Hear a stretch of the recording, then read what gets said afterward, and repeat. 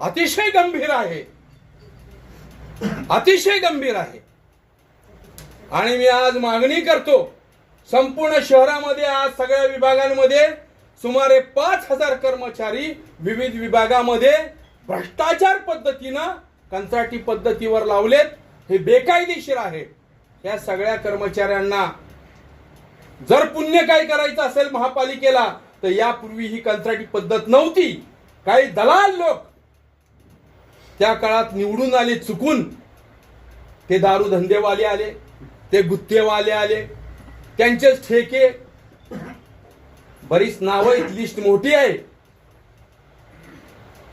Minimum wedges देत नाहीत, किमान वेतन देत नाहीत, स्वतःचे प्लॅन, स्वतःचे धंदे ते चालवण्याची अक्कल नाही. आणि सत्ता येते म्हणून यांना आमचे राजकीय पक्ष पोचतायत. त्यामुळं माझी आज मागणी आहे, जे जे जबाबदार आहेत महाराष्ट्र शासनानं, मी कौतुक करतो महाराष्ट्राचे मिनिस्टर्स तातडीनं भेटायला आले. सरकार त्यांनी पाहणी केली, पण पाहणी करून आता नाही, ताबडतोब ह्या संपूर्ण उच्चस्तरीय SIT सारखी चौकशी लावून त्या ठिकाणी जे जे जबाबदार आहेत त्यांच्यावर फौजदारी गुन्हे दाखल झाले पाहिजेत, मनुष्यवधाचा गुन्हा दाखल झाला पाहिजे, ही मागणी करतो. आणि जेवढे कर्मचारी एकही कंत्राटदाराकडे ठेवू नका, त्यांची पोटं भरलीत आता भरपूर, त्या कंत्राटदाराकडून काढून ह्या सगळ्यात कर्मचाऱ्यांना परमनंट करावं. जे जे मृत पावलेले आहेत त्यांना 25 लाख रुपये महापालिकेने दिले, मी अभिनंदन करतो. पण त्याचबरोबर त्यांचा वारस ताबडतोब महापालिकेच्या सेवेमध्ये कायमस्वरूपी म्हणून कामावर घ्यावा, ठेकेदाराकडे नको. एवढी मागणी मी संघटनेच्या वतीनं करतो. 15 दिवसात आयुक्त सूर्यवंशी यांनी राष्ट्रीय श्रमिक आघाडीचे जवळजवळ 3,500 कर्मचारी सभासद महापालिकेचे आहेत आमचे, सगळ्यांचे आम्ही कोर्टामध्ये केसेस टाकून इक्वल वर्क इक्वल पे आणि परमनंटसाठी मागणी केली कोर्टामध्ये. 15 दिवसात जर आयुक्तांनी आमच्या बरोबर बैठक घेऊन या कर्मचाऱ्यांच्या प्रश्नाला मान्य करून त्यांना जर सेवेत कायम करण्याबाबतचा निर्णय नाही घेतला तर हजारो कामगार कर्मचारी महापालिकेच्या दारात, सगळ्या आमचे डंपर, कचऱ्याचे गाड्या आणि सगळे लोक आम्ही दारात जाऊन बसणार आहोत. ज्याला बहिरा झालेले आहे हे प्रशासन, त्याला जर आवाज ऐकवायचा असेल तर त्याला आम्हाला दणका दाखवणं गरजेचं आहे. कोर्टाच्या तारखावर तारखा 15-15, 25-25 वर्ष आम्ही केसेस चालवतोय, न्याय मिळायला तयार नाही.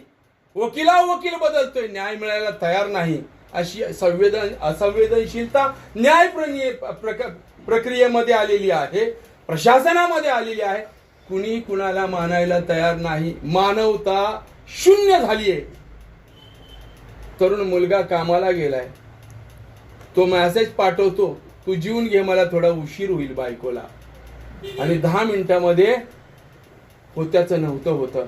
डोंगर कोसळतो कचऱ्याचा, गुदमरून मरतो. आज त्या कचऱ्यामध्ये मृतदेहाचे चिंध्या झालेल्या आहेत, काही राहिलेलं नाही, पूर्ण बॉड्या खलास झालेल्या आहेत. खूप दुर्दैव आहे. फक्त फोटो काढण्यासाठी जात आहेत. काही नेते मी बघितले 40-40 वर्षे नगरसेवक महापौर झालेले, लाजा वाटल्या पाहिजेत. हा, तुम्ही काय करताय? हे पाप घेऊन तुम्ही जन्माला आयुष्यभराचं घेऊन जाणार आहात. एवढ्या लोकांचं आयुष्य उद्ध्वस्त, हे पहिल्यांदाच घडतंय. गटर साफ करणारे कामगार गटरामध्ये पडून मरतायत, अनेक मेले, कित्येक झाड. आत्ता झाड पडलं, मी येताना मोशीवरनं त्याच कचऱ्याच्या त्या दुर्घटनेतनं मी येत होतो, पाहून भेट देऊन येता येता एक झाड पडलं गाडीवर. माणसं म्हणजे तुम्ही जे अधिकारी नियुक्त केले सगळं ठेकेदारावर, तो ती झाडं वेळेवर कापतोय का? काय चाललंय? पाणी 3-3 दिवस नाही शहरात, सगळं नियोजन शून्य चाललंय. दुर्दैव असं आहे, समाज मन बधीर झालंय, त्याचा आवाज ऐकणारं कोणी राहिलेलं नाही अशी परिस्थिती झाली आहे. पण सरकार हे संवेदनशील आहे असं मी समजतो. आमचा आवाज सरकारपर्यंत पोहोचेल असं आम्ही मानतो. आमच्या मागण्या एकच आहेत, ही कंत्राटी पद्धत बंद करावी, सगळ्या पोरांना परमनंट करावं, इक्वलवर इक्वल पे द्यावा, परमनंट कर्मचाऱ्यांप्रमाणे वेतन द्यावं, त्यांना ESI द्यावा, आरोग्य सुविधा द्याव्यात, दर वर्षाला त्यांची मेडिकल चाचणी करावी. आणि हे जे मूर्खपणाचं काम चाललं, डोंगर कचऱ्याचे उभे करणं, अरे पहिलं तर तुम्ही लायकीचे नाहीये प्रशासनामध्ये बसण्याच्या. दुसऱ्यांनी घर बांधलं तर तुम्ही लगेच त्या बायका, त्या प्रशासन अधिकारी पहिल्या पोलीस ते पोलीस पण नसतात, असेच होमगार्ड घेऊन घरं पाडतात लोकांची, आणि स्वतः मात्र अनधिकृत सगळं स्वतःच्याच पालिकेत.